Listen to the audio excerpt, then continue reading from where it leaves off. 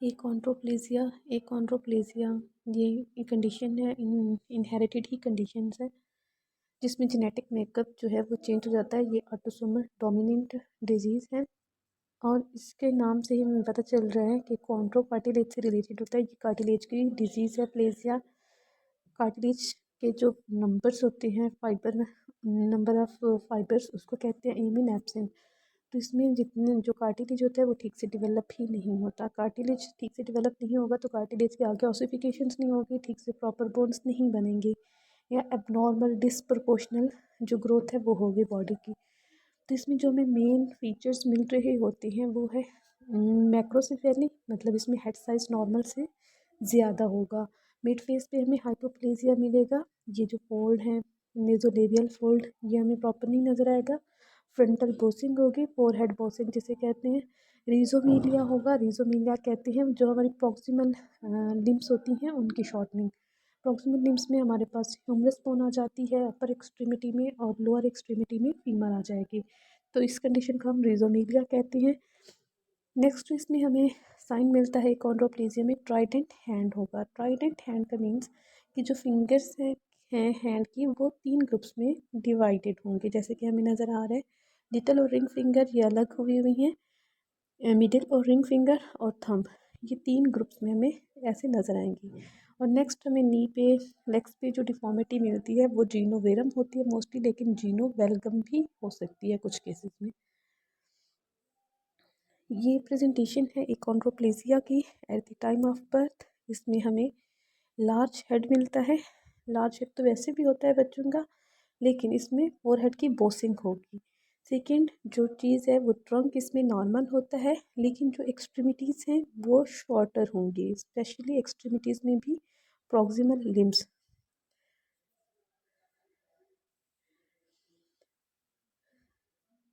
इससे नेक्स्ट हम देख लेते हैं एकॉन्ड्रोप्लेजिया के लिए एक निमोनिक, और उसी में ही सारे इसके साइन एंड सिम्टम्स कवर हो जाते हैं। इसके बाद फिर हम ये वाली कंडीशंस देख लेंगे क्या है।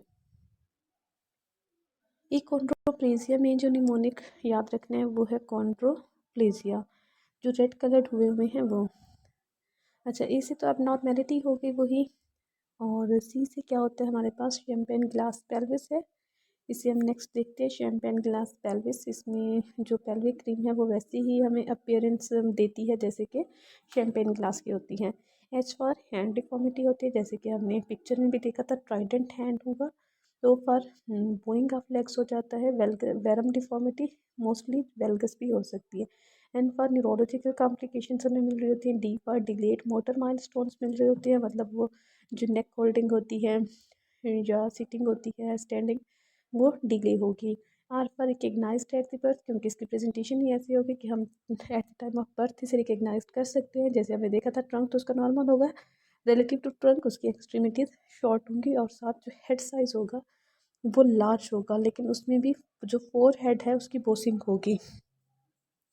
वो से ओबेसिटी है, हमें जो बेबी वेट है इन्फेंट का, न्यूबॉर्न का, वो भी ज़्यादा मिलेगा eight the time of birth. Proximal limb की शॉर्टनिंग होगी जिसे रिजोमेलिया कहा आता है। एल फॉर लार्ज हेड हो गया।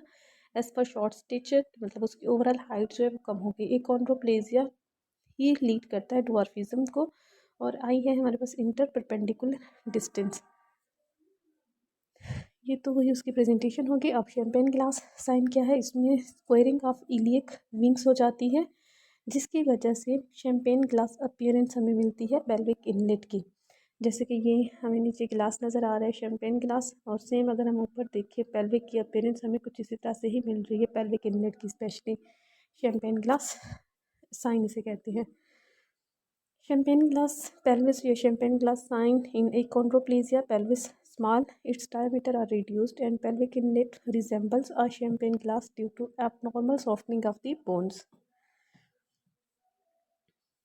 इंटरपरपेंडिकुलर डिस्टेंस क्या होता है, जो कि एकॉन्ड्रोप्लेजिया में मिलता है, स्पेशली L1 और L4 के दरमियान जो है वो वर्टिब्रास के दरमियान डिस्टेंस कम हो जाएगा। ये चीज़ लीड करेगी स्टीनोसिस को, मतलब न्यूरोलॉजिकल प्रॉब्लम्स कॉम्प्लिकेशंस फर्दर जो हमें मिल रहे होते हैं इसी वजह से होती है, इंटरपरपेंडिकुलर डिस्टेंस कम होने की वजह से। रिजोमेलिया हमने पढ़ा, इसमें एकॉन्ड्रोप्लेजिया में जो हमें मिलता है रिजोमेलिया, जिसमें हमें पास प्रॉक्सिमल लिम्स शॉर्ट होंगी, मतलब ह्यूमरस बोन शॉर्ट हो गया और फीमर बोन शॉर्ट हो गए। इसके अलावा जो टर्म्स यूज़ होती हैं लिम्ब लेंथ में, वो है मीजोमीलिया, एक्रोमीलिया एंड माइक्रोमीलिया।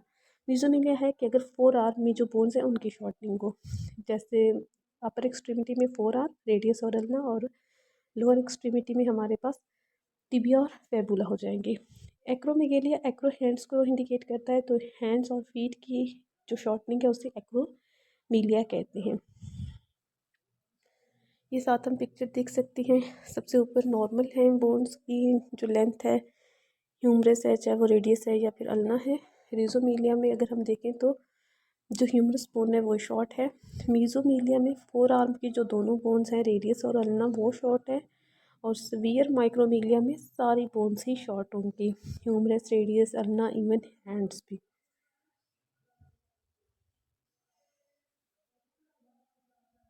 तो क्योंकि ये जेनेटिक इनहेरिटेड कंडीशन ही है जिसमें जेनेटिक मेकअप चेंज होता है, क्रोमोसोमल एबनॉर्मेलिटी है, तो इसमें हम कोई ख़ास ट्रीटमेंट नहीं दे सकते। जो भी हम सिम्टोमेटिक ट्रीटमेंट देते हैं या फिर ग्रोथ हार्मोन रिप्लेसमेंट करते हैं, तो उसके भी कोई ख़ास एडवांटेज नहीं मिलते। इन पेशेंट्स की अर्ली डेथ हो जाती है।